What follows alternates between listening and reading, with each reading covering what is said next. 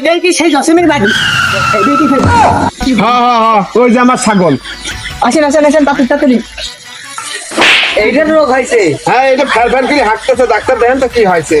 এ তোমার ছাগলের তো জটিল রোগ আছে।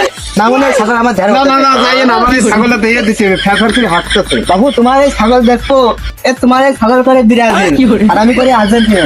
এই ব্রাজিল মেরাজিল আমার দেখা যায় না। এই এমনিতেই বন্ধক আছে গাড়ি দিয়ে, ব্রাজিল বন্ধক আছে।